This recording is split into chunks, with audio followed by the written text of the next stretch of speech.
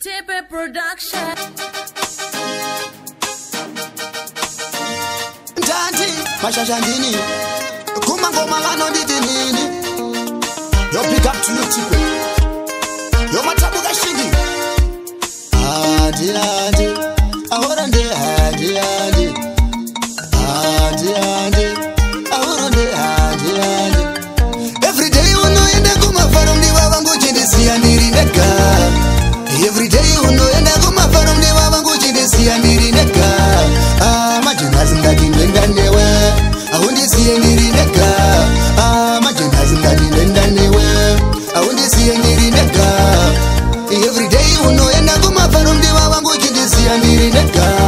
Mudi wanasi nini kubata panzi nokuti kwa unoenda kwese handisari nditaurire chokwadika usanyari kuti kwa unoenda mdiwa nezvipani nokuti kwa unoenda unondisirei mudi wandaurire unondidarirei ikandiri wako unondisirei ntaurire ukandimakirei everyday unoenda kumafaro ndiwa vangu chindisiya ndiri ndega everyday unoenda kumafaro ndiwa vangu chindisiya ndiri ndega majinazi ndadinda newe ahundisiye ndiri ndega majinazi ndadinda newe ahundisiye ndiri ndega everyday unoenda kumafaro ndiwa vangu chindisiya ndiri ndega majinasi pano ndati unochomtakura kana iri mibendeka ndichatakura kuyenda kumusha kwedu esuzanditevera nokuti yandichadogara ndichichupika ikosino ndaziwana uchandida mdiwa vangu mazuva nowatochinja zvasiyana kare kare uchindipfimba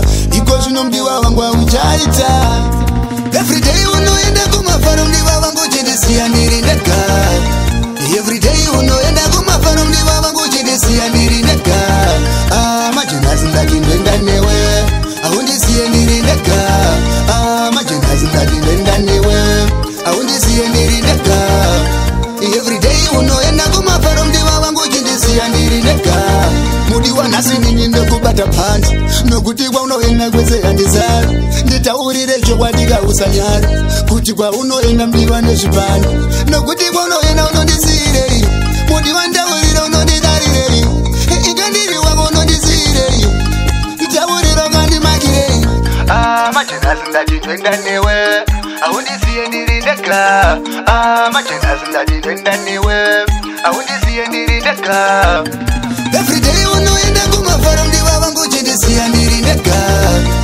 everyday unoenda kumafaro ndiwa vangu chindisiya ndiri ndega majinazi ndadinda newe ahundisiye ndiri ndega majinazi ndadinda newe ahundisiye ndiri ndega everyday unoenda kumafaro ndiwa vangu